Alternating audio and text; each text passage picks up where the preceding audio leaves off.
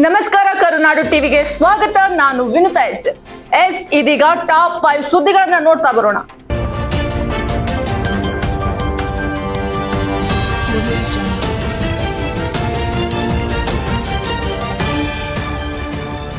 ಕಾಶ್ಮೀರದ ಪಹಲ್ಗಾಮ್ನಲ್ಲಿ 26 ಅಮಾಯಕರ ರಕ್ತ ಹರಿಸಿದ ಪಾಪಿ ಉಗ್ರರಿಗೆ ಭಾರತೀಯ ಸೇನೆ ಅವರದ್ದೇ ಭಾಷೆಯಲ್ಲಿ ಉತ್ತರ ನೀಡಿದೆ.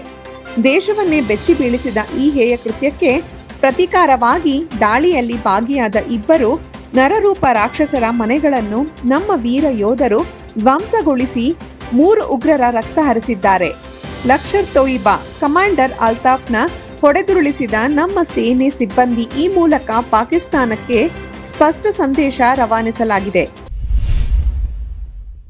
ಪಹಲ್ಗಾಮ್ ಉಗ್ರರ ದಾಳಿಯನ್ನ ಖಂಡಿಸಿರುವಂತಹ ಪ್ರಧಾನಿ ನರೇಂದ್ರ ಮೋದಿ ಅವರು ಉಗ್ರರು ಎಲ್ಲೇ ಅಡಗಿದ್ರು ಕೂಡ ಅವರನ್ನ ಹುಡುಕಿ ಶಿಕ್ಷೆಯನ್ನ ವಿಧಿಸಲಾಗುವುದು ಅಂತ ದೇಶದ ಜನರಿಗೆ ಭರವಸೆಯನ್ನ ನೀಡಿದ್ದಾರೆ.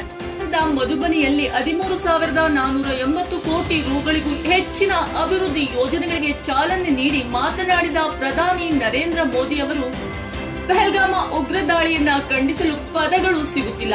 ಈ ದಾಳಿಯಲ್ಲಿ ಮೃತಪಟ್ಟವರ ಕುಟುಂಬಸ್ಥರ ನೋವಿನಲ್ಲಿ ನಾವೆಲ್ಲರೂ ಕೂಡ ಭಾಗಿಯಾಗಿದ್ದೇವೆ.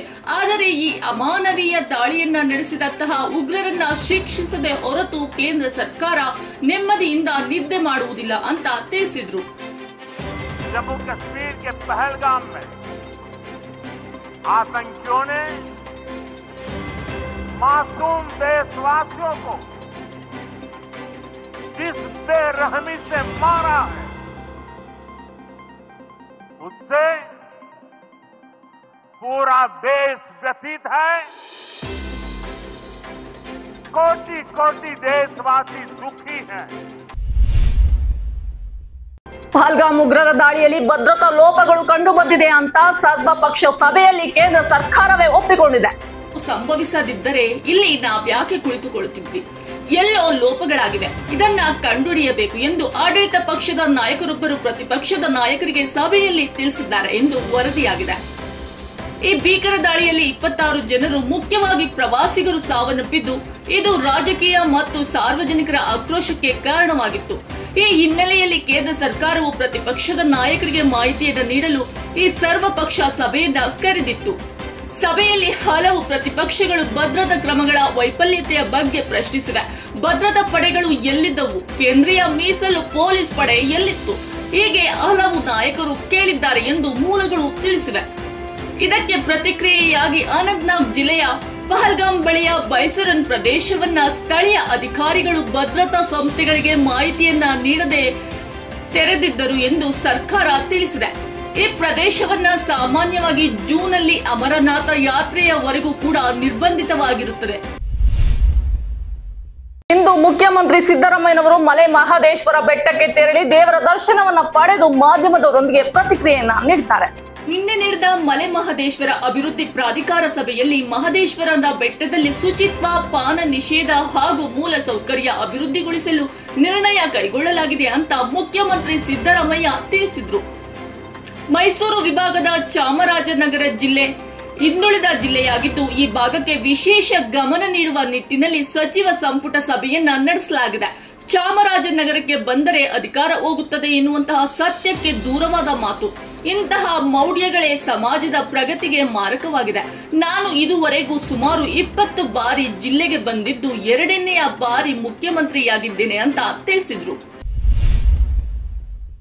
ಹಿರಿಯ ರಾಜಕಾರಣಿ ಬೇಗಾನೆ ರಾಮಯ್ಯನವರು ಅನಾರೋಗ್ಯದ ನಿಮಿತ್ತ ಸಾವನ್ನಪ್ಪಿದ್ದು ಇದೀಗ ಮಧು ಬಂಗಾರಪ್ಪನವರು ಸಂತಾಪವನ್ನ ಸೂಚಿಸಿದ್ದಾರೆ. ಬೇಗಾನೆ ರಾಮಯ್ಯನವರ ಹೊಸ ಹಳ್ಳಿಯ ಸೀತಾ ಫಾರಂಗೆ ಭೇಟಿ ನೀಡಿ ಪಾರ್ಥಿವ ಶರೀರದ ದರ್ಶನ ಪಡೆದು ಅಂತಿಮ ನಮನವನ್ನ ಸಲ್ಲಿಸಿ ಅವರ ಕುಟುಂಬಸ್ಥರ ಸದಸ್ಯರಿಗೆ ಸಾಂತ್ವನವನ್ನ ತಿಳಿಸಿದ್ರು.